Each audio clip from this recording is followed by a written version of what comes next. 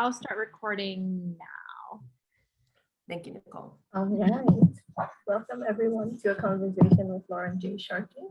Lauren J. Sharkey is a writer, teacher, and transracial adoptee. After her birth in South Korea, she was adopted by Irish Catholic parents and raised on Long Island.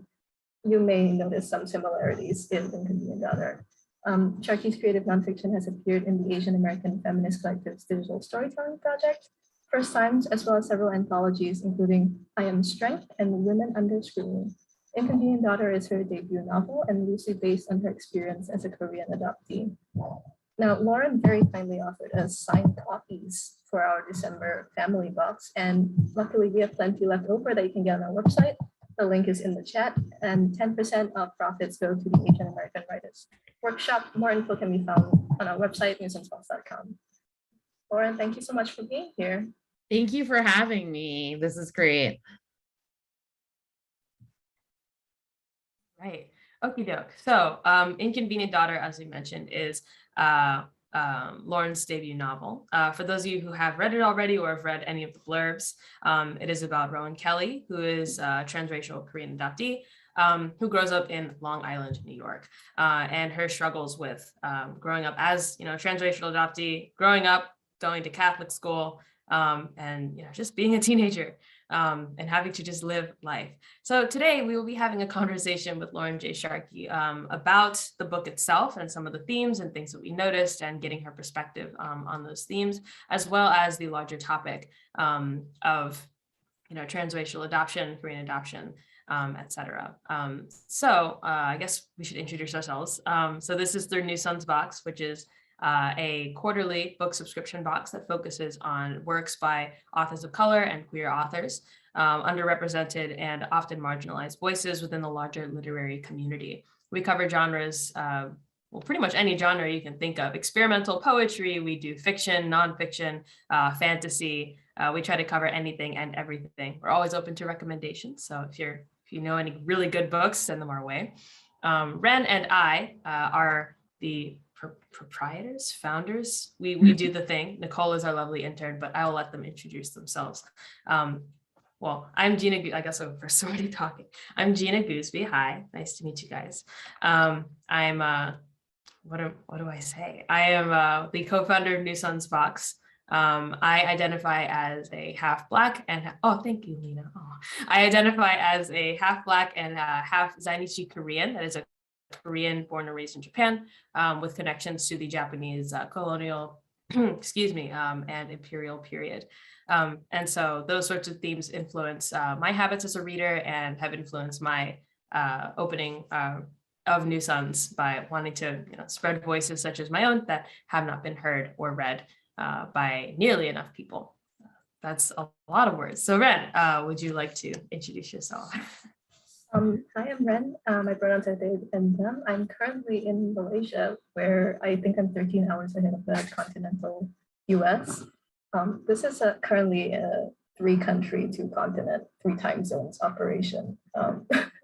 Just in case people are wondering why we're all a little bit crazy over time zones. And I'm a bookseller also in 2 different countries. Nicole, on to you. Hi, I'm Nicole. I'm currently interning for New Sons. I use she, her pronouns. I met Ren in college, and they very generously said, hey, do you want to work with us on these projects? And I was very just thrilled to be involved in this operation. And the books I've read through New Sons, and they've just been incredible. Personally, I'm from Hong Kong. I grew up in Shenzhen, mainland China, and I came to the US around 15 to go to high school in Boston. So it's also very this sort of transcontinental experience growing up. So like a lot of the books that are curated through New Sons and a lot of the authors and words I get to encounter through this organization is also just all these unexpected ripples and echoes you can see. So I'm just really excited to be here. I'm very excited to, really looking forward to this talk.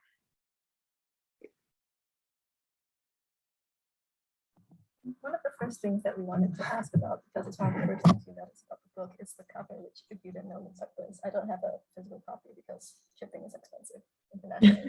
But as you can see, there are two images. One of a Korean girl in like a very traditional Catholic school uniform, and another of her in a traditionally Korean outfit. And we were wondering how, like what your thoughts are on how this speaks to identity, or like the disconnect between identities, especially, and just more generally the design of the cover, like what input did you have in it? When we first started designing the cover, it was with this wonderful artist, Caitlin Martin. I think she's cool K something. I'll have to look up her handle, but her name is Caitlin Martin. She is on Instagram. She's a fantastic designer. And when we were first coming up with the concept, she had first chosen the color. And I'm not really big into like design, so I just trusted her. I was like, pink is not really my thing, but okay, cool. And then we like first started going with like cherry blossoms. I think that was like the whole cover was just like this huge cherry blossom tree. And I was like, I feel like it doesn't speak to like what the book is really about. And then she really came up with it on her own. She read the book, I think, in like a day. And then she and I were talking about how Rowan is really sort of two different people. And I think many adoptees or even people who identify as displaced often live in this like in between how you see yourself and how the world sees you, in between the person you are and the person society thinks you should be. So there's kind of like these two distinct personas and then the overlap, which is sort of like the in between where I think Rowan and a lot of transracial adoptees live.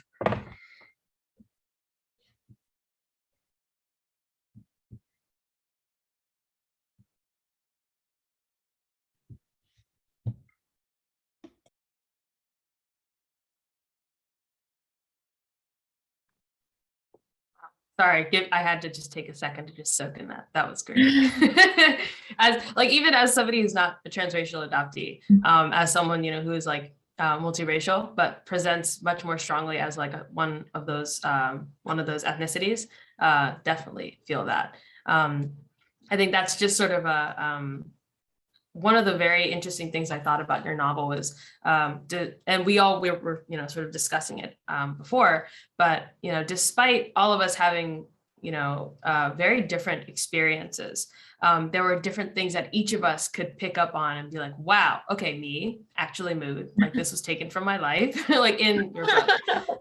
Like it was so relatable in so many different ways. Because like you said, there are so many commonalities between people who just feel displaced or feel like there's a disconnect between how they quote should be according to other people, and how they want to be and how they are, and how all of those things sort of interplay and influence each other. And I think that, of course, your formative years, adolescence is a great time to just have a lot of bombshells related to those things. And that sort of segues into our next topic. So in the past, you said in a past interview, quote, "I think the market has been dominated by stories where adopted children reunite with their biological families and suddenly feel whole.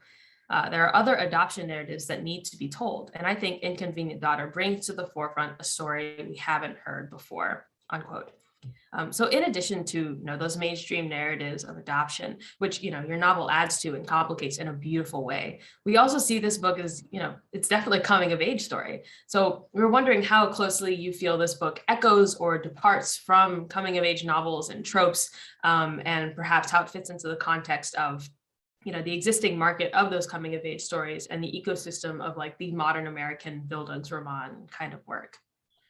I think a lot of the coming of age stories that I've read, when it's centered around a male identifying character, it's always that the character is exceptional in some sort of way and has to go on like a quest. And their sort of development is centered around that quest. When I read or see media surrounding female identifying characters, their coming of age sort of is the focal point is around finding a love interest. And that's where everything sort of converges.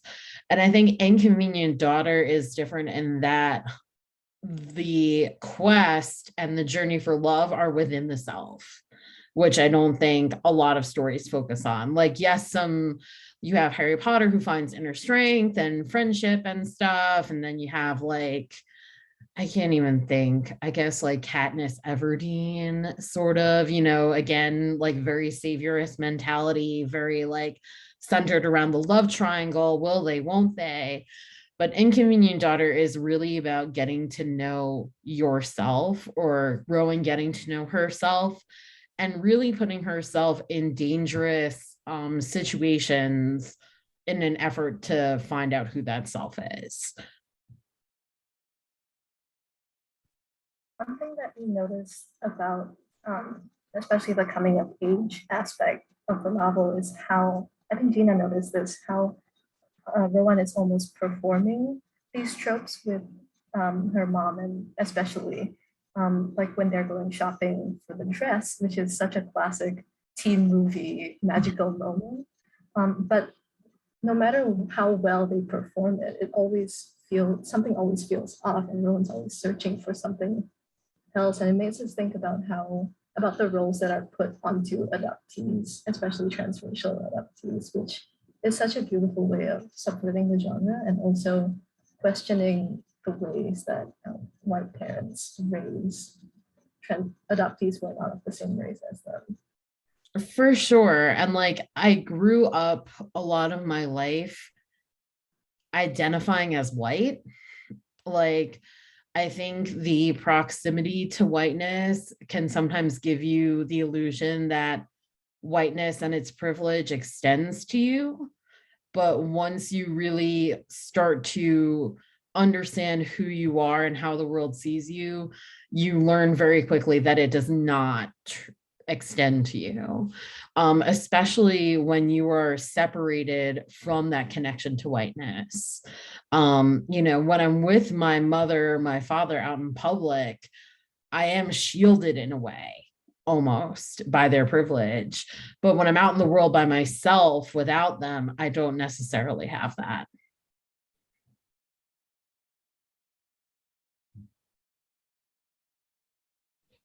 That's sorry, everything you're saying right now. I'm trying to put all these things in perspective. I feel like that's like I also, one of the moments that I felt extremely like, it was just so tenderly written, but also there's this yearning, right? Is the portrayal of Rowan's father teaching her how to dance, right? And that's also another moment where this feels like such a classic teen like coming of age, trying to like understand her. That's so it's tropey in a way, but it was also so tender, precisely because I feel like you made it clear to us as the reader that the father has never done something like this before. So they're both sort of learning, and their only guidance are these classic American tropes, except this is not quite the classic American family as a lot of the characters at first thought it might be, right? So all these things are sort of leaking at the corners,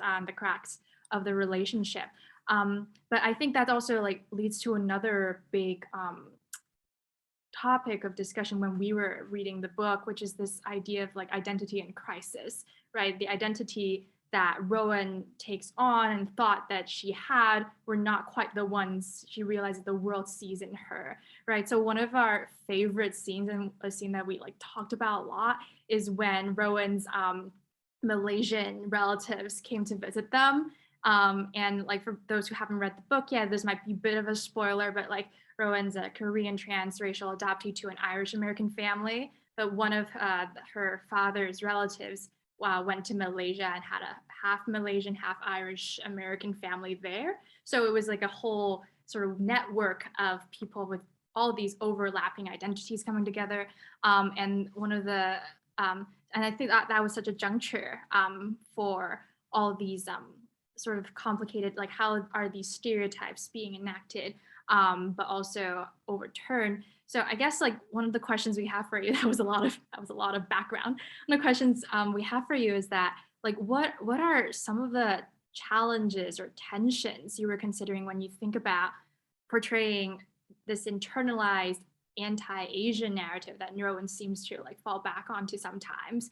And also, like, what are you thinking about when you consider a character who becomes part of the representation of an underrepresented group, and when she navigates all these different stereotypes and biases that, you know, existed or were emerging in her life? So in the adoption space, there's sort of like this journey that adoptees go on, and one of the like pivotal moments in the journey is referred to as coming out of the fog. So a lot of adoptees tend to subscribe to the positive adoption narrative. They sort of blindly accept that their adoptive parents are their real parents, and that they don't have any issues with that. Everything is fine. And then it's sort of like one day you wake up and discover that you've been buried alive and you need to like claw your way out of your own grave, because the person you thought you were is actually not who you really are. And when I was writing Inconvenient Daughter, I was actually still in the fog. I still hadn't really come to terms with the fact that I had a lot of unresolved trauma relating to my adoption. So it wasn't until after Inconvenient Daughter was published that I really started to see that A, I was part of a marginalized community, and that B, that this book helped that community feel seen. So it was really a humbling experience for me personally. But now that Rowan's story is out there, I did get a lot of pushback from the adoptive parent community for obvious reasons. And I think adoptive parents have their own fog to come out of, because the dominant adoption narrative is so completely embedded in the public consciousness as like a positive thing that it's really hard to and difficult to unlearn that. So, you know, when it came to constructing Rowan, I did give her a lot of my experiences. And one of my experiences was that I do have an uncle who lives in Malaysia who does have 4 children. And when they did come to visit us, it was, so long story short, I had never had anyone in my life other than my brother who looked like me. And even with my brother, we didn't really talk about the fact that we were Asian. And it wasn't until my cousins came over that my family, extended family, started referring to them as the Malaysians. And I was like, so are we, me and my brother, the Koreans? And they were like, well, no, you guys are like, it's different. And it's like, but it's not different. It's the same. So like what you're saying is these people are not one of us. And then by extension, I am not one of you. And just like having to sort of see that play out and not really have the vocabulary to sort of understand what was happening. And now, you know, so many years later, I haven't seen my cousin since that time, but my brother has a baby boy who is the cutest baby on this earth. I wish they would let me post pictures online, but like, you know, there are creepers out there. But when Patrick was born, my nephew, I was like, I had this moment where I was like, oh my God, if I take him to the park, if I take him to the supermarket, if we go to the movies, no one is ever going to think that we don't belong to one another because we look like we go together. And I'd never had that before. And finally having that was like a really moving experience, but also a really sad experience because I had never had that for most of my life.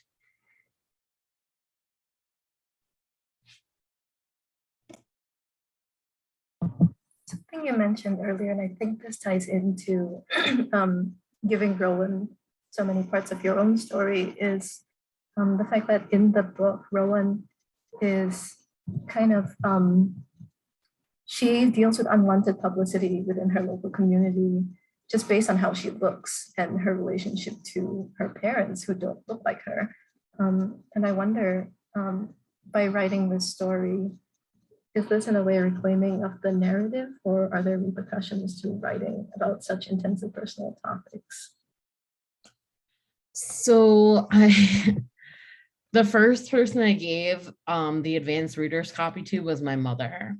And I was really concerned about having her read it because of the book's content, but also I think it's really difficult to, even though the book is labeled as a novel and it is fictionalized, it's heavily informed by my life and the lives of people that are very close to me. To the point where family and friends are like, oh, I know that person or that character or whatever. And I think when you write, you have, or at least when I write, I try to be fair to the characters that I'm basing on real people. And I worked really hard constructing the relationship between Rowan and Marie, who is her mother. My mother, after she read it, she sent me a text message with a tally of all the curse words in it. And I was like, is that the entirety of your opinion? She read it in one sitting, and I think Inconvenient Daughter ended up being the bridge that my mother and I needed in order to be able to have conversations that were not possible before then.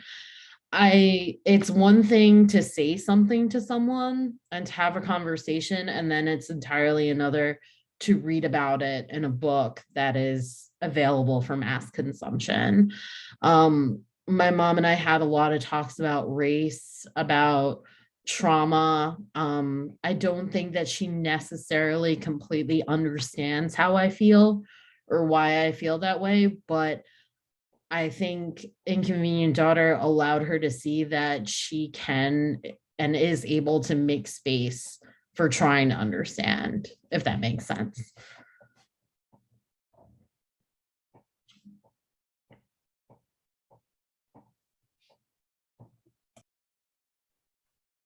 Yeah, I definitely understand that. I just want to, I'm not going to like make a whole thing, but as somebody whose mother does not look like her, that feeling of like, wow, like belonging to someone, woo, it just took me a second. I was, what's the word?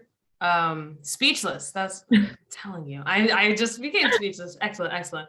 English ability gone. No, yeah, actually, like there's so many stories of like my mom walking with like me and my siblings as kids, and they're like, oh, are you their nanny? Are you their au pair? Who are you, their babysitter? Wow, their parents must like, they're so well behaved. Their parents must be so proud. She's like, I'm their mom, you know?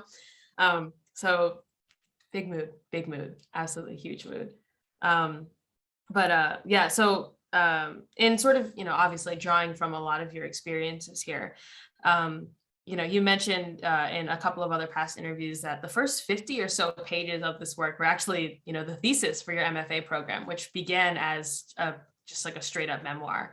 So what was it like sort of converting that, like the beginnings of a memoir into like a complete novel and sort of navigating the line between fiction and nonfiction while you were writing Inconvenient Daughter? So probably 2/3 of the way through Inconvenient Daughter, I was still really committed to it being a memoir. And then the editor I was working with at the time, we were sitting because it just wasn't working. Like there was just something about the narrative arc that wasn't coming full circle. And she said to me, she was like, what needs to happen for this to make sense? And I really thought about it and I sat with it for a while and I was like, maybe this book isn't about me anymore. Maybe it's about someone else. and someone else's journey. And when I started to think about it in that way, I think it gave me the distance I needed to sort of stop viewing it as my story and committing to getting it accurate and getting it to be true. And then sort of converting it to being true to the spirit of the story. And that's where I think things really changed.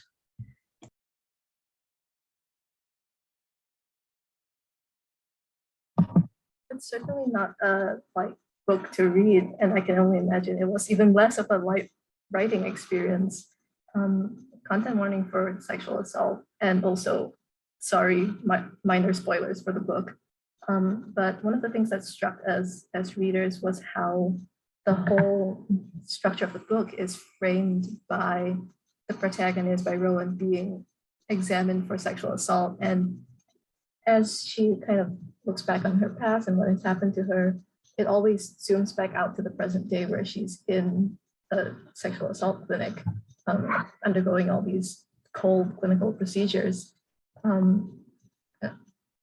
We were wondering, what was the decision? What made you decide to frame the story that way? Could you talk more about the process of writing that?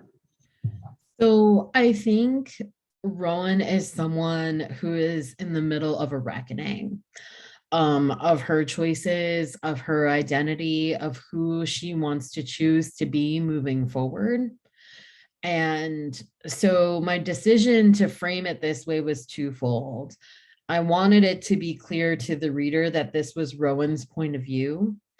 And the fact that Rowan does not correct the nurse when the nurse assumes that she's been sexually assaulted supports the fact that Rowan is an unreliable narrator and that we are seeing it from her perspective, but also that she is at a point where she is so broken that the lines between right and wrong are really blurred for her, and that she has the choice to make about the person she wants to be moving forward. One thing that sort of struck me about that, the framing, it was, I mean, I'm sure a lot of people would agree with me, but especially as a woman of color, medical spaces can be very, very uncomfortable. Just walking in, you're like, I might walk out of here with trauma, darn it. And so opening with, an SA clinic, which is especially as a woman of color, the trauma of traumas, you go from experiencing this unimaginable violence to having to, continue to be picked apart in order to be put back together. Hopefully, maybe if everything goes right and they collect what they need. But at the same time, I felt like there was this unexpected kindness and gentleness from some of the nurses that we saw that, is wow, if I were at a doctor, I would hate to be there, but, I would love to be at least with these nurses. But then having that sort of flipped around when, she mentions that she's adopted, and one of the nurses was like, oh yeah, I would love to adopt a little Asian baby. They're so cute, So it was such a just conflicting feeling, just knowing that she's at a point in dealing with her trauma that she goes somewhere that would be the last place I would expect anyone to go on purpose, especially if they don't need to. And then to experience this strange mishmash of kindness and care, and then being perceived yet again as a Korean adoptee or as somebody that she doesn't feel like she is, which I just thought was just such a fascinating, just in these few paragraphs that you managed to just evoke all of that. Thank you. Yeah, I think for adoptees in particular, when we go to a doctor's office or anywhere that requires a form to be filled out, you're almost always triggered by the fact that you don't have access to your family medical history. And those common everyday things wind up being extremely triggering of some of the worst memories of your life. So it was important to me that Rowan be in a clinical setting because it sort of serves as a port key to all these other life experiences that are connected to that. Yeah, just jumping onto that, the point, like when I was reading the sort of the clinical procedures, but also the misdirection Rowan has to experience, and like just having all these like dead ends to find the actual clinic she needed to go to.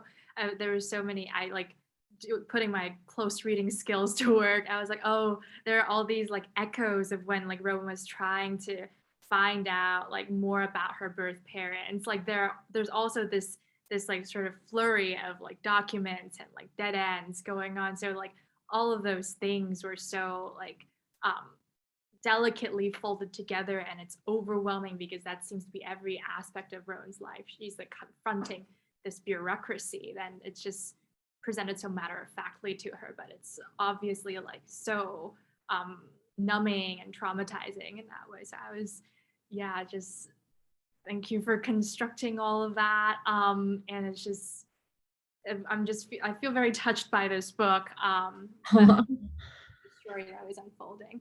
I think, I guess that one of the questions I wonder, like there's so like a lot of our current questions has to do with like the line of fiction, nonfiction, this complicated question of like representation, and also the idea of the process of writing the book, and also the unexpected things that may have come with the book's publication. But one of the things that occurred to me is just like, do you as a writer of this very complex story have questions you want to ask your readers, or like are there specific things you're sort of like hoping that your readers would pick up on? Do you have questions for us in a sense? Like, would you like to talk about something like that? I mean, not necessarily questions, but like what I really wanted was for Inconvenient Daughter to inspire people, specifically adoptees, to start telling their stories and to know that their stories are worthy of being told, worthy of being heard and listened to, and certainly worthy of publication. When I first started really considering publication, I was told by several people that I would not be able to get a book like this published. People said it was too dark, it was too depressing, like, which I mean, it's not a beach read. So, but like, it was not the story. I was told it was not the story people wanted to hear about adoption. People want like books and movies like The Blind Side or Instant Family or Lion, where, the adoptee goes on this journey and, like finds their family and suddenly everything makes sense, or they find in their adoptive family that all their cares are addressed and answered for. But it's not my story, and based on a lot of conversations I've had with adoptees, it's not their story either. So really what I wanted from readers was them to be inspired to really put their stories out there, because I think the more stories that are out there, the better chance we have at change and reform, which adoption as an industry and a business is desperately in need of. It's interesting to me that you talk about how people told you this book would never be published, and that people want the picture perfect happy adoption story, because that very much echoes what Rowan, and I assume you also have experienced, where people try to put things onto you that don't apply to you. In this case, people who are not adoptees or adopted parents, I assume for the most part, telling you what is and is not a good adoption story. And I wonder, how has putting a story like this out into the world, how was the process of writing and publication? How is that, being public with this story affected you in your own life? How has that affected your own way you deal with what people put onto you as a transracial adoptee? So the feedback that I got from adoptive parents was I've received like probably hundreds of angry emails from adoptive parents saying my child does not feel this way. And I'm always like, obviously your child doesn't feel this way. It's written like about a fictional person. Like, but it's really sad and disheartening to get those emails, not because like it's directed at me specifically, but because I know that there is an adoptee out there who doesn't have a safe space to have these conversations. That being said, on the other side, I've also received so many messages and comments and outreach from adoptees who have said that they felt seen by this book and seen in this book. So I think it was, when you grow up, however you grow up, I think we all tend to think that we exist in a void or in a vacuum, that we are the only person experiencing what we are experiencing at any given time. And it was really validating to learn that so many other people felt what I felt growing up and feel the reckoning of that growth and of that self-discovery every day in their lives, even now. So I was really fortunate and blessed with being able to find a community of adoptees that not only understand me, but like walk alongside me in that journey to healing. And I think that is probably the greatest gift I could have ever asked for. To our audience, if you are unaware, Lauren has a lot of awesome resources on transracial adoption, on adoption in general, on what you should and should not say to an adoptee, what you should and should not do as an adoptive parent. And I highly recommend checking out her Instagram and her website. But moving on a slightly lighter note, you've actually created a playlist for this book, and music is kind of a touchstone throughout the story. In multiple important moments in Rowan's life, we see music featured. Could you talk a bit more about the playlist and about the role of music in writing this book? Yeah, so music is sort of like a time machine, I think, for a lot of people. And especially with past romantic relationships, I mean, like every dude in my Rolodex definitely has a soundtrack. Some better than others, for sure.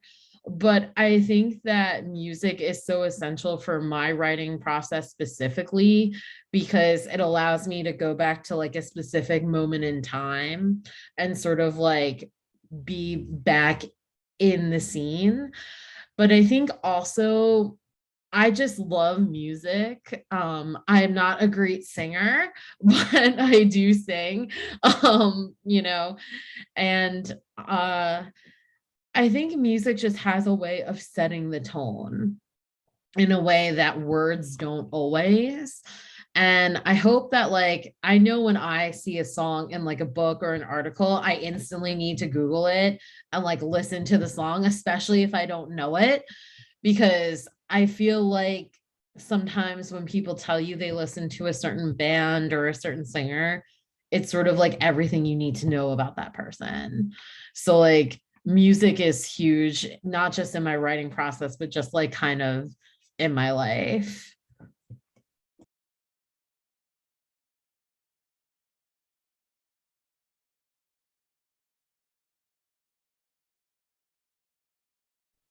Yeah, so Nicole and I sort of crossed wires. So we posted the link to the playlist in the chat in case anybody would like to check it out. We'll also share that on our socials and stuff. You'll be able to find it. Lauren J. Sharkey playlist. If you Google it, it'll probably come up. Google knows everything. But yes, I think, are we at about Q&A time, or do we still have some time? Yeah. Okay. So from here, thank you so much for the amazing conversation. There's just so many more things bubbling up in my heart and my mind and everywhere. For facilitating this talk. Yeah. Oh gosh, it's just such a fantastic work. I feel like we could all just definitely talk about it forever and ever, and a little bit longer than that. But of course, we have all of our audience as well tuning in. So we'll have about 15 minutes or so for question and answer. If you have any sort of just comments or anything also about the book, it doesn't have to be a question. This is being recorded, so if you are comfortable with your image and or your voice, doesn't have to be a video, being recorded, you may do so. Otherwise, you can always put it in the chat and one of us will read it aloud. So we are very flexible on options. So yes, Q&A time, go. It's also been like so long since I listened to that playlist. I'm probably gonna listen to it like when we end, just because like I haven't listened to it in so long. I feel like the songs on there are probably like so old. Because Ackerman my said Spice normal Girls. everyday playlist is just like the best of the 90s on like a repeat with like all of Taylor Swift's new albums, and then like a lot of Backstreet Boys, a lot of One Direction, and then like really sad, depressing songs also. Like, always. Songs that'll make you cry. You can't have Backstreet Boys without the emo. It just doesn't work. Right. They asked me for like my wedding what I like a list of 10 songs that I wanted played, and I put Everybody twice. And they were like, you put this song twice. I was like, I am aware. I am aware. That was the point. No, in the book, there was a moment where Rowan like was going out with this boy, and then he starts playing the Smiths, and I just wrote quotations. I was like, no, this is a red flag. This is. I was so shook. I was like, oh my God. It was a red flag. And he did That's like the Smiths in real life. Like, he made me watch 24-Hour Party People, which is about like the English punk rock scene, like Joy Division, The Cure, and like that was sort of like the soundtrack of our relationship. And I like remember it vividly, being like, these guys sound like horrible. Like, and like I remember him being like, oh yeah, it's like so deep. And I was like, yeah, so deep. Like, are we gonna make out now? I feel like we all have those. You just sit through their music and you're like, I'm gonna remember this song for the rest of my life. And every time I hear it, I'm gonna have to skip. Every time I hear that song, I'm just like,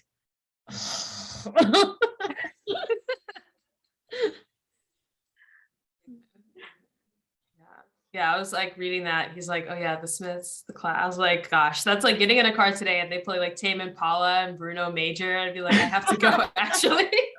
I need to leave. It's so true though, because like music informs like so much of like what you can know about a person without really knowing them. So like music is always sort of like a good gauge to see if like you're going to be compatible. Oh yeah. Hi, I have a question. Yes, Claire, thank you. Yeah, I really enjoyed the book, first of all. And just like from almost the first page getting into it, I was like, wow, this is a scathing indictment of the Catholic industrial complex. Like, man, that school was crazy. And I'm wondering, like, because there is a pretty big evangelical bend on transracial adoption. I'm wondering how that shaped, I guess, Rowan's story and your story, and also your faith and outlook on religion. So I was raised Catholic. My mom is, I wouldn't say that she is like consumed by her faith, but she is devout. She goes to church every Sunday, takes Lent super seriously.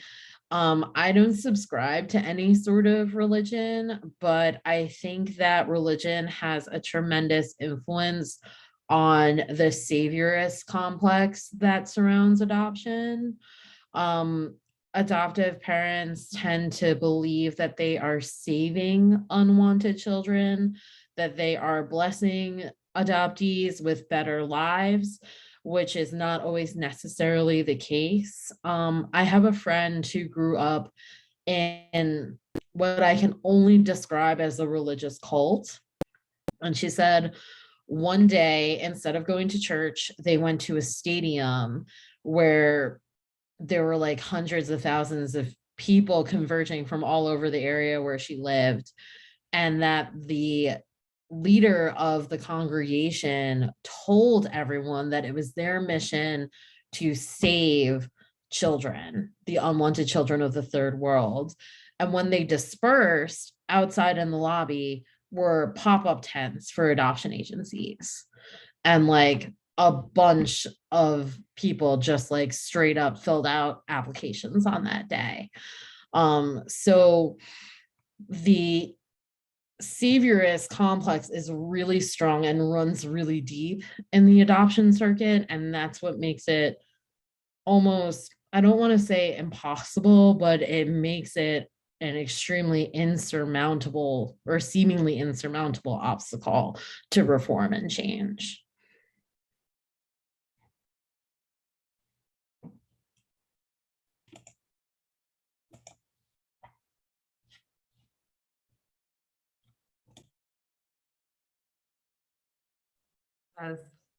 Wait, okay, so I know that I've been touched by Catholicism. Ren, I don't know which side you're on anybody else's screen. Right? Nicole, have you been touched by Catholicism? My mother is Christian-ish, and and then like when I was in Boston and she was here, she found her community when she went to Chinatown Church. So it's, I guess, Christian Okay. would be what Christian adjacent. Yeah. Okay. Yeah, it's rough. It's very It's rough. a lot. It's a lot. And It's so much. I went to Catholic school for my entire before I was up until I was 18. I went to a Catholic school in Long Island where there were nuns, and nuns literally taught you. And like I don't know what to say about it. Like, it's almost like it's designed to make you reject it. Like, the way that religion is presented, it just seems so off-putting to me. Especially since, like, I guess, I don't even know how. I guess, like, through Meet the Teacher Night, you know, a lot of my teachers discovered that my mother obviously didn't look like me and that I was adopted. And I remember in theology class, I had this teacher, her name was Sister Joan, and she would always say how blessed I was that I was adopted. And I'd be like, what are you talking about? Like, this is just like the situation. And then I will never forget this. She was like, Lauren, you have such a problem being adopted. And I was like, what are you talking about? I was like, I do not have a problem, but I did have a problem. And it's so weird that she picked up on it, but like in totally not the right way that I think she was expecting that, you know, revelation to have on me. But like, yeah, Sister Joan, never forget.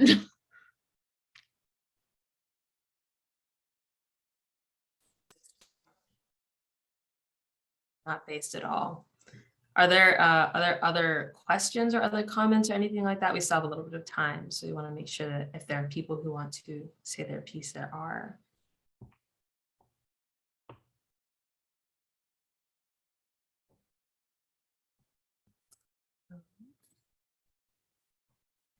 I have a question. I was wondering if there are any themes that are going to continue from Inconvenient Daughter into your new book. So I am working on a second book. It is not centered around Rowan, but it is centered around 3 other adoptees. And I think one of the things that I was really touched by, as I've said earlier, after Inconvenient Daughter was published, was the sense of community that I found within the adoptee community. And I think one of the themes that's going to be central to the new book is how each of the characters searches for their own community and what family means to them. that like I feel like that's like a continuation sort of like that would sort of be next for Rowan. So yeah, I think it's a continuation. I think Awesome. Roman has so much work to do too. I think that's part of the reason I decided to like not write another book about her.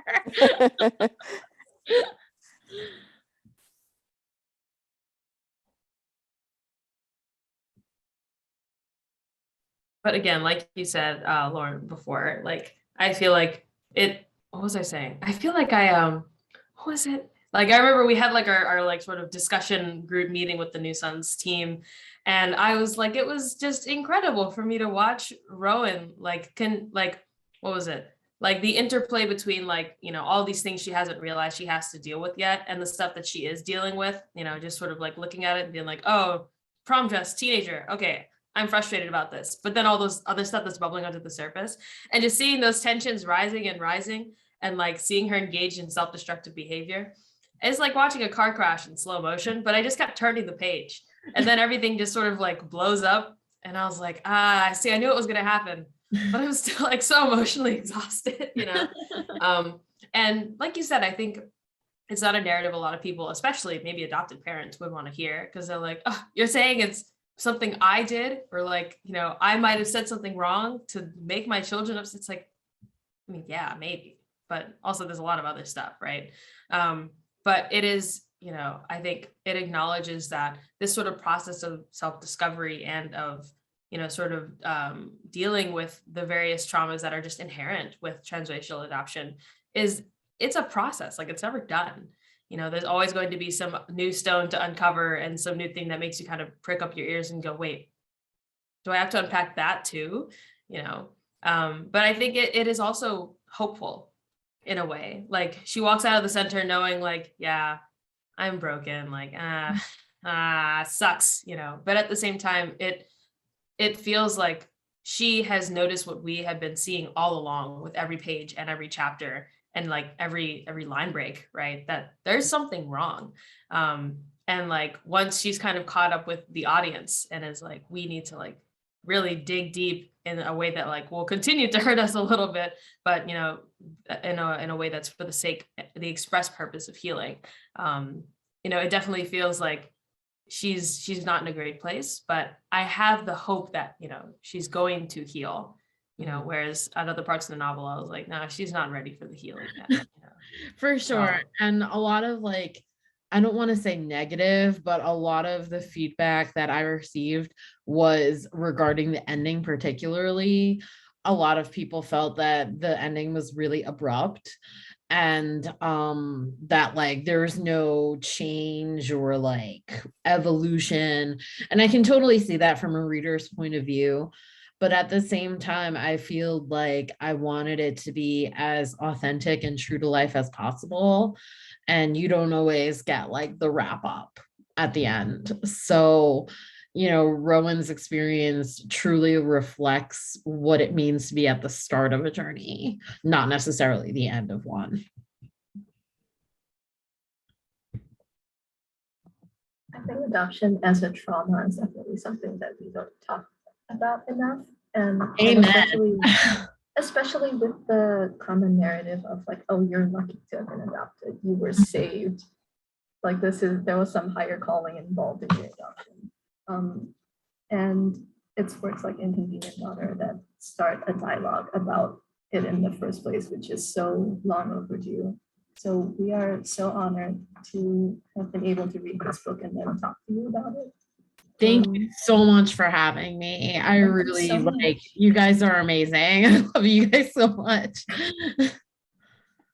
Thank you so much for joining us for this conversation, and to everyone in the audience, you can get your signed copies of Inconvenient Daughter at newsonsbox.com.